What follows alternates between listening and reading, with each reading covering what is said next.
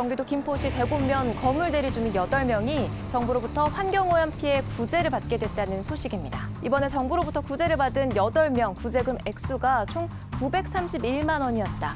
또 직장암으로 사망한 이의 가족에게 겨우 19,500원의 구제금이 책정됐다고 보도했습니다. 건물대리 주민 8명이 구제를 받게 됐지만 액수가 너무 적고 보험회사만 배불린다는 내용인데요.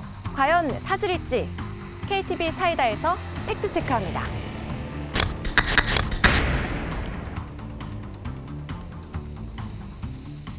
오늘 명쾌한 사실 확인을 위해서 환경부의 김유정 수석 전문관님을 자리로 모시겠습니다.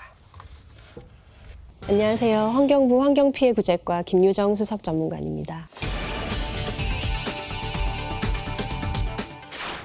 건물 대리처럼 주변 공장에서 피해를 입은 경우에는 어디에서 보상을 해줍니까? 이 원칙적으로는 그 오염을 발생시킨 시설물을 설치하거나 운영한 사업자가 책임을 지는 게 맞겠죠. 그렇죠. 실제 피해가 발생하면 1차적으로 사업자나 보험자가 책임을 배상하고요. 네. 그런데 다만 보험의 사각지대가 있을 수가 있습니다. 그렇죠. 예를 들면 보험 계약이 효력을 상실했거나 또 환경오염 원인 주변에는 살고 있는데 피해 원인이 정확하게 밝혀지지 않는 경우들이 있습니다. 네. 이럴 경우에는 보험으로 책임이 안 되기 때문에 국가가 개입을 해서 배상을 해주는 것이죠. 자, 그런데 전문관님, 이 건물대리 주민분들 같은 경우에 7년 만에 구제 결정이 난 걸로 잘 알고 있거든요. 그전에는 왜 구제를 못 받은 겁니까? 2016년과 17년에 각각 23분씩 총 46명이 구제급여 신청을 했었는데요. 네.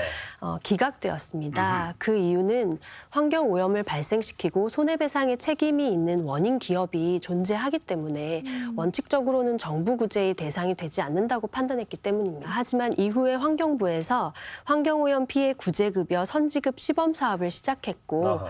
여기에 김포 건물대리 주민 8명이 신청해서 전원 구제 결정이 된 것입니다. 그런데 그 금액이 너무 적은 거 아니냐 이런 보도 그리고 댓글이 있었습니다.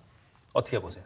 네, 안타깝지만 금액이 적은 것은 사실입니다. 환경오염 피해 구제급여는 오염 원인자로부터 배상을 받지 못하는 피해자에 대한 경제적 지원의 성격을 가지는데요. 네.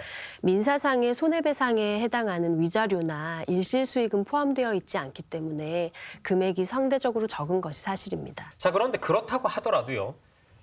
이런 분이 있습니다. 기사를 보면 직장암으로 2011년에 사망한 분인데 이분들의 가족에게 19,500원의 구제급여만 지급됐다. 이렇게 돼 있거든요. 이건 너무 적은 금액 아닌가요? 네, 해당 기사에서 언급된 피해자분이 앓으셨던 직장암의 경우에는 그 건물대리 환경오염과 관련성이 적다라는 환경오염 피해구제 심의회의 결정에 따라서 구제 대상 질환에서 제외가 되었습니다. 직장암은 상관이 없었던 거네요. 네. 그리고 기사에서 비판한 19,500원은 김포 건물대리 구제 신청자 8분에 대한 구제급여 중에서 가장 낮은 액수이고요. 네. 개인별 상황에 따라서 최대 386만 원까지 지원이 됩니다. 그렇다면 어떤 기준으로 이 구제 금액을 정하게 되나요? 모든 질병이 인정된 것은 아닙니다. 네. 구제 대상 질환이라고 하더라도 피해자가 직접 사용한 자기부담 의료비만을 지급할 수 있기 때문에 개인에 따라서는 구제급여가 적을 수 있습니다. 그렇군요. 네, 오늘 저희 KTV 사이다에서는요. 먼저 구제 금액이 적은 이유는 피해자가 실제 사용한 자기 부담 의료비만 지급하기 때문에 개인에 따라 적을 수 있다. 그리고 피해를 인정받은 질병에 대한 의료비는 이번뿐만이 아니라 앞으로 5년 동안 계속 지급이 될 예정이기 때문에 급여 총액은 훨씬 늘어날 전망이다. 라는 사실을 팩트체크했습니다.